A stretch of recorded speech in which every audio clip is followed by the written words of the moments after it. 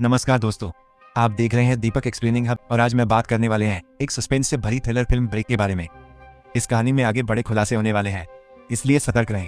Film की शुरुआत होती है जेरेमी से, जो अचानक एक गुप्त अंधेरी जगह में होश में आता है, बिना ये जाने कि वह वहां पहुंचा कैसे।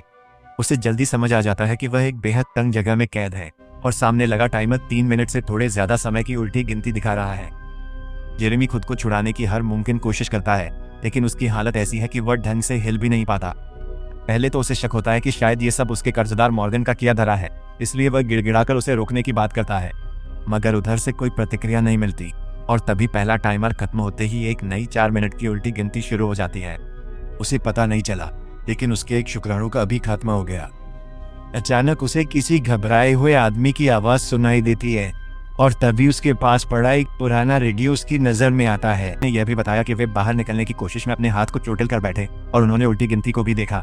जेरेमी उनसे उनके टाइमर का नंबर पूछता है और शीघ्र ही ये जान जाता है कि उनकी उल्टी गिनतियां आपस में मिली हुई हैं। वे यह भी समझते हैं कि उन्हें एक दूसरे के करीब होना चाहिए, क्योंकि पुराने रेडियो की रेंज बहुत कम होती है। ये जानने के लिए कि वे कैसे जुड़े हैं, जेरेमी उससे पूछता है कि क्या वह जुआ खेलता है और मॉर्गन को जानता है, लेकिन हेनरी इनकार करता है। बहुत जल्दी ही काउंटडाउन एक बार फिर से सेट हो जाता है। इसी समय जेरेमी बाहर से आने वाले शोर को सुनता है। तब वह हेनरी के साथ बातचीत करता है और दोनों को पता चलता है कि वे चल रहे हैं, जिसका तात्पर्य है कि वे एक कार ट्रक में हैं या निकी मिनाज की बैक पॉकेट्स में हैं। जेरेमी ने पूछा कि सबसे पहले वह क्या कर रहा था, तो हेनरी ने प्रकट किया कि वह मैनहट्टन, न्यूयॉर्क में एक बिजनेस ट्रिप पर था। इसके अलावा वह यह भी बताते हैं कि वह राज्य विभाग में व्हाइट हाउस की राष्ट्रीय सुरक्षा परिषद के साथ एक दूतावासिक अधिकारी के रूप में सेवारत हैं। कुछ ही क्षणों बाद ड्राइवर ने कई लापरवाही भरे करतब दिखाए, जिससे जेरेमी इधर उधर फेंका गया। तब अचानक कार एकदम से रुक जाती है और जेरेमी हेनरी से कहता है कि वह रेडियो ऑफ करे और जितना जोर से संभव हो सके चिल्लाए, ताकि वह जान सके कि क्या वह उसे सुन पा रहा है। हेनरी सहमत होता है और चीखता है, लेकिन जेरेमी को केवल कुत्तों की भौंक सुनाई देती है, व्यक्ति की आवाज नहीं। इस वक्त टाइमर दोबारा सेट होता है और अचानक ही चमकीली सफेद रोशनी स्थान को आलोकित कर देती है। जेरेमी इस बात का एहसास होते ही डर जाता है कि वह वायरों और ट्यूबों से बंधे एक कांच के बक्से में फंस चुका है। हेनरी ने बताया कि उनके लिए भी लाइटें चालू हो गई हैं और वे भी एक शीशे के बंदीगृह में बंद है। जब लाइटें बंद हो जाती हैं, तब कोई जेरेमी को एक ट्यूब के जरिए एक पोस्ट कार्ड और एक टॉर्च भेजता है। जेरेमी टॉर्च की मदद से पोस्ट कार्ड की जांच करता है और देखता है कि इसमें व्हाइट हाउस का एक चित्र है और एक संदेश भी है, जिसमें अपहरणकर्ता रूलेट नामक किसी चीज के स्थान के बारे में पूछ रहा है। जब एकदम से हेनरी उसे उसके नाम से बुलाना शुरू कर देता है, तो वह चौंक जाता है। जेरेमी को शक है, क्योंकि उसने उससे अपना नाम कभी नहीं बताया। इसलिए हेनरी ये समझाने लगता है कि उसे एक पोस्ट कार्ड मिला था जिस पर उसका नाम था, और यह उसे निर्देशित करता है कि जेरेमी को बचने के लिए अपहरणकर्ताओं को कुछ जानकारी देनी चाहिए। इस पर हेनरी उससे अपहरणकर्ताओं की मांगे पूरी करने की विनती करता है, कहते हुए कि उसकी पत्नी और बच्चे घर पर इंतजार कर रहे हैं, लेकिन जेरेमी मना कर देता है। वह इसके बजाय हेनरी पर संदेह करता है और सोचता है कि क्या उसी ने अपहरण की साजिश रची है, लेकिन हेनरी घबराकर जोर देकर कहता है कि वह निर्दोष है और बताता है कि वह जेरेमी की तरह ही फंसा हुआ है। जल्दी टाइमर 0 पर पहुंच जाता है और ठीक उसी समय एक और उल्टी गिनती शुरू हो जाती है, जब वाहन खतरनाक तरीके से आगे बढ़ता है। कुछ क्षण बाद जेरेमी को राजमार्ग पर एक ट्रक की आवाज सुनाई देती है, इसलिए वह किसी से जुड़ने की उम्मीद में रेडियो पर चैनल बदलता है। सौभाग्य से वह एक व्यक्ति तक पहुंचता है जो खुद को बॉब ही बताता है। जेरेमी घबराकर बताता है कि उसे एक वाहन के अंदर बंधक बनाया गया है, लेकिन बॉब मान लेता है कि यह सिर्फ कोई बच्चा है जो उसके साथ मजाक कर रहा है। हालांकि जब जेरेमी बार बार जोर देता है कि वह सच बोल रहा है, तो वो आदमी आखिरकार मदद करने के लिए तैयार हो जाता है। मजाक करने वाले कभी भी लगातार कई बार झूठ नहीं बोलते। जेरेमी बॉब से 3 बार हॉर्न बजाने को कहता है, ताकि वह जान सके कि बॉब आसपास ही है। आदमी सहमत होता है। कुछ ही पलों में हॉर्न सुनकर जेरेमी समझ जाता है कि बॉब पास है। वह बॉब से आगे के वाहनों का वर्णन करने के लिए कहता है और बॉब बताता है कि कई कारें हैं। जेरेमी को मोटरसाइकिल की आवाज सुनाई देती है और वह पूछता है, क्या बॉब पास कोई मोटरसाइकिल देखता है? बॉब हाँ कहता है। फिर जेरेमी कहता है, उसका वाहन जरूर उसी के बिल्कुल पास होगा। बॉब अब वाहन की ओर बढ़ता है, लेकिन दुर्भाग्य से अपहरणकर्ता यह देख लेता है और पीछा करने से बच निकलता है। ठीक उसी समय जब रेडियो अचानक बंद हो जाता है और बॉब को लाइसेंस प्लेट नंबर भी नहीं मिला, क्योंकि मुझे लगता है कि वे पढ़ नहीं सकता। फिर अचानक वाहन पूरी तरह से रुक जाता है, जिसके बाद टाइमर रीसेट हो जाता है और चकाचौंध करने वाली सफेद रोशनी फिर से चालू हो जाती है। अचानक रेडियो के माध्यम से एक महिला की आवाज बोलने लगती है और जेरेमी ये जानकर चौंक जाता है कि ये उसकी अलग रह रही पत्नी मॉली है। पता चलता है कि अपहरणकर्ताओं ने किसी तरह उससे संपर्क कर लिया था, इसलिए जेरेमी घबराहट में उसे अपनी स्थिति बताता है, लेकिन मॉली खफा है। 3 महीने से उसने उससे बात नहीं की और अब वह नशे में धुत उसे फोन कर रहा है। जेरेमी जोर देता है कि वह सच बोल रहा है। मॉली यकीन करती है और मानती है कि शायद मॉर्गन ने उधार न चुकाने पर उसे अगवा किया, पर वह कहता है यह किसी और का काम। और उसे आपात हेतु छोड़ा फोन भी जांचने को कहता है। वह उससे अपने सहकर्मी बेन का संपर्क नंबर खोजने के लिए कहता है और उसे यह बताने का निर्देश देता है कि राष्ट्रपति खतरे में है। मॉली घबराकर फोन ढूंढे। आवाज सैमी चिल्लाती है कि खिड़की पर कोई है और कॉल अचानक कट जाती है, जिससे जेरेमी बेहद चिंतित हो जाता है। वह अपहरणकर्ताओं को धमकाता है, मॉली को मत छूना। कुछ बेतहाशा चीखों के बाद वह खुद को संभालता है। ठीक तभी जब गाड़ी फिर चलना शुरू करती है। कुछ देर बाद एक अपहरणकर्ता आखिरकार कॉल पर आता है। जेरेमी से बात करता। उसके लहजे के आधार पर वह आदमी एक विदेशी लगता है और वह जेरेमी से कहता है कि अगर वह सहयोग करे तो बेहतर होगा। वह धमकी देता है कि अगर वह उन्हें रूलेट का स्थान बताने से इनकार करता है तो मॉली मर जाएगी। एक चिंतित जेरेमी विनती करता है कि बातचीत का कोई और तरीका होना चाहिए और पहले रिहा होने के लिए कहता है, लेकिन अपहरणकर्ता कोई जवाब नहीं देता है और गाड़ी फिर से पूरी तरह से रुक जाती है। कुछ ही देर बाद अपहरणकर्ता डट के जरिए मधुमक्खियों का एक झुंड छोड़ता है, जिससे जेरेमी डर जाता है। वह कीड़ों से खुद को बचाने की कोशिश करता है, लेकिन वे उसे दर्दनाक रूप से डंक मारते हैं। एक हताश जेरेमी फिर हेनरी से बात करता है। कहता है कि मधुमक्खी के डंक से एलर्जी के कारण उसे एनाफ्लेक्टिक शॉक आ सकता है। यही निक केज का बहाना था।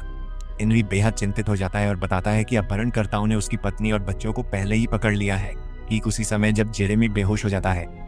कुछ समय बाद जेरेमी चक्कर खाता हुआ होश में आता है और यह देखकर चौंक जाता है कि किसी ने उसे एंटीडोट का इंजेक्शन दे दिया है। वो ट्यूब से देखता है और ड्राइवर को नोटिस करता है जो पुलिस रेडियो फ्रीक्वेंसी सुन रहा है।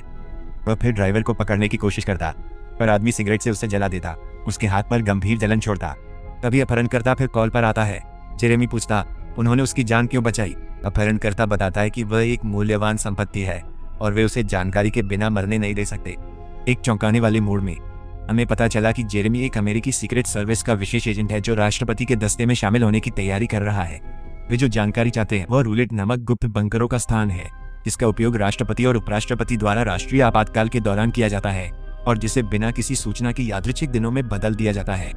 सही बंकर का स्थान एक समय में केवल कुछ ही लोगों को पता होता है और जेरेमी उनमें से एक है। बाद में जेरेमी हेनरी को फोन कर बताता है कि जिंदा है क्योंकि अपहरणकर्ताओं ने उसे बचाया है, और फिर पूछता है कि वह रूलेट के बारे में क्या जानता है। और हेनरी बताता है कि यह एक भूमिगत शरणस्थली है जहां वाशिंगटन पर हमलों की स्थिति में राष्ट्रपति और अन्य लोग छिपते हैं। जेरेमी अभी भी उस पर पूरी तरह से भरोसा नहीं करता है और विदेश विभाग के बारे में अतिरिक्त प्रश्न पूछता है, जिसका हेनरी सही जवाब देता है। जल्दी जेरेमी को पास सायरन सुनाई देते हैं। ट्यूब से कान लगाकर सुनते उसे किसी के झगड़ने की आवाज सुनाई देती है। अपहरणकर्ता तब जेरेमी को कोई भी शोर न करने की चेतावनी देता है, नहीं तो मॉली मर जाएगी। पता चलता है गति सीमा पार करने पर एक पुलिसकर्मी ने उन्हें रोका, मगर अपहरणकर्ता अधिकारी को मना लेता है।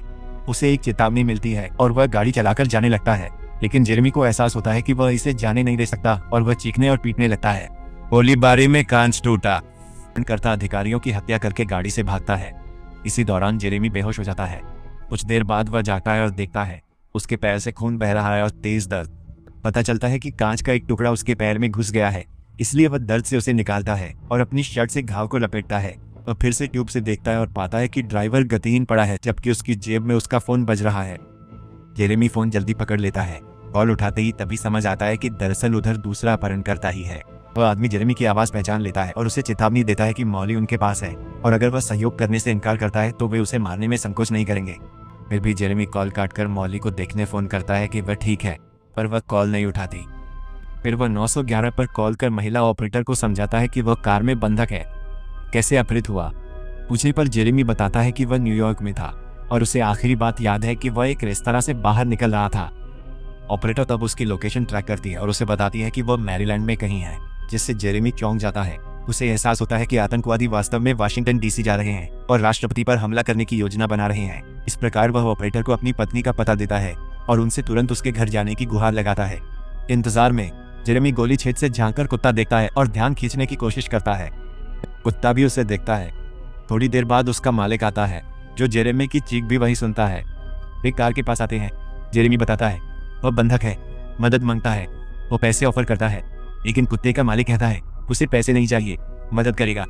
हालांकि जैसे ही वह कार की डिक्की खोलने के लिए आगे बढ़ता है, एक और अपहरणकर्ता अचानक प्रकट होता है और बेरहमी से कुत्ते और मालिक दोनों को गोली मारकर हत्या कर देता है, जिससे जेरेमी भयभीत हो जाता है। इसके बाद जेरेमी ट्यूब से झांककर देखता है कि एक और आदमी ने नियंत्रण संभाल लिया है और वाहन फिर शुरू कर दिया। टाइमर फिर 30 मिनट से शुरू। 911 ऑपरेटर कॉल जेरेमी को आता। महिला बताती मॉली के घर गए, वो नहीं थी और उन्हें केवल एक नोट मिला जिसमें लिखा था कि अगर जेरेमी सहयोग करेगा तो मॉली सही सलामत वापस आ जाएगी। वह जेरेमी ढूंढने का वादा करती है, पर झुंझलाया आदमी फोन काटकर हेनरी से बोलता है। घबराया हुआ हेनरी बताता है कि उसकी उल्टी गिनती अब 11 मिनट पर है और जेरेमी को एहसास होता है कि उनकी टाइमिंग अब एक दूसरे से मेल नहीं खा रही है। जेरेमी के पास फोन दे हेनरी उससे विनती करता है, कृपया पत्नी बच्चों को कॉल कर हाल जान लो। जेरेमी मानता है, पर जब हेनरी नंबर बताता है वो उसे अनसुना कर किसी और को फोन करता है। बाहर में जाओ। हेनरी अमेरिकी सीक्रेट सर्विस के कई सहकर्मियों को कॉल करता है, पर सभी वॉइसमेल पर जाते। यह अजीब लगता है। इसके तुरंत बाद वह रेडियो पर सुनता है कि CIA के मुख्यालय में एक शक्तिशाली विस्फोट हुआ है और स्थिति अराजकता में बदल गई है। जेरेमी की जा फिर साथियों को कॉल। बेन आखिर जवाब देता, उम्मीद।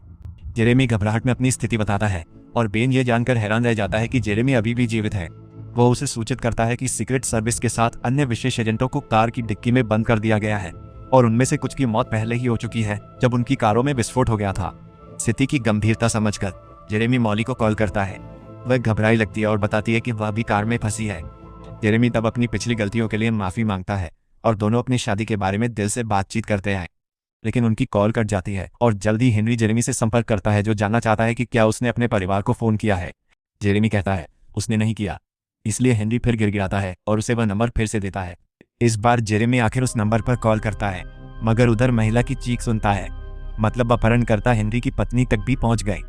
अपहरणकर्ता फिर सीधे जेरेमी से बात करता है और एक बार फिर जानकारी की मांग करता है, लेकिन जेरेमी इसे बताने से इनकार कर देता है और फोन काट देता है।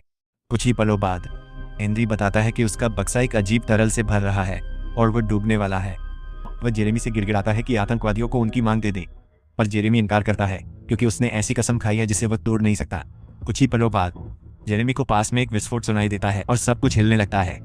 हेनरी भी जवाब देना बंद कर देता है और जेरेमी को एहसास होता है कि उसकी गाड़ी में विस्फोट हो गया होगा। फिर वह रेडियो पर सुनता है कि बाहर अराजकता फैल गई है और पता चलता है कि राष्ट्रीय आपातकालीन प्रणाली सक्रिय हो गई है। सौभाग्य से आतंकवादियों के पहुंचने से पहले ही राष्ट्रपति को एक सुरक्षित स्थान पर ले जाया गया था। तभी बेन जेरेमी को कॉल करता और वादा करता है वे मॉली को ढूंढने हर संभव कोशिश कर रहे हैं। वह यह भी कहता है कि उपराष्ट्रपति अब एक सुरक्षित स्थान पर है, लेकिन वे अभी भी यह पता लगाने की कोशिश कर रहे हैं कि राष्ट्रपति कहाँ है। बेन, जो रूलेट के स्थान को नहीं जानता है, जेरेमी से इसके बारे में पूछता है, लेकिन जेरेमी इस डर से इतनी महत्वपूर्ण जानकारी बताने से इनकार कर देता है कि कहीं अपहरणकर्ता सुन न रहे हों।